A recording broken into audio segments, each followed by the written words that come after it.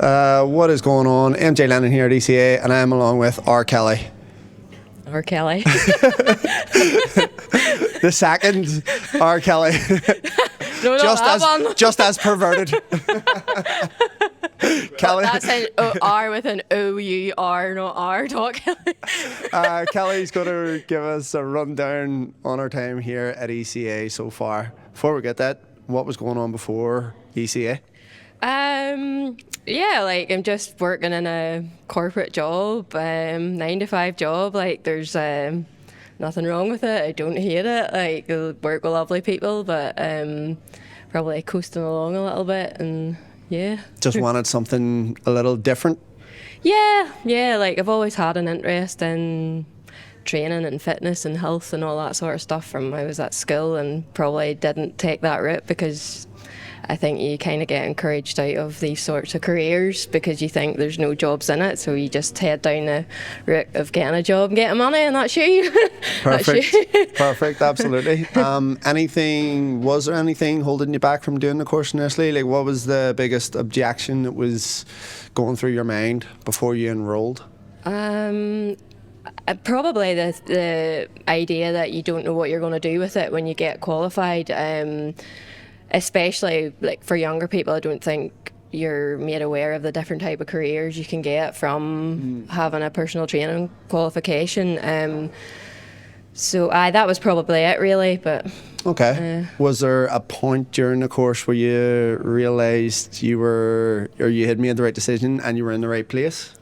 Yeah, like there's probably not like one point, but during the course, because there was like exposure to all the different types of training, and like a lot of them I have maybe done a bit of myself in the past, and some of the other courses you're maybe just going to be took down the route of a certain type of training. So it's a different exposure you get to all the different types of training, and kind of telling people to keep an open mind. There's no one right way to train, kind of thing.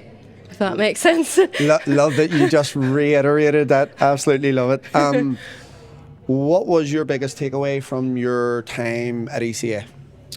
And my answer is probably a little bit different. You probably get everybody saying, "Oh, it's mobility or the training variables," but for me, it's the fact that I don't think there's enough awareness or credibility given to people who are wanting to do a personal training qualification, because if you kind of step back and look at it, I don't really like the term personal trainer, because you do more than that for people. You're probably doing more for people in terms of looking after their health and fitness than some of the doctors or whatever you'll go into, because you're the first person, if someone's training with you, you're the first person that'll look at their sleep, their nutrition, their water.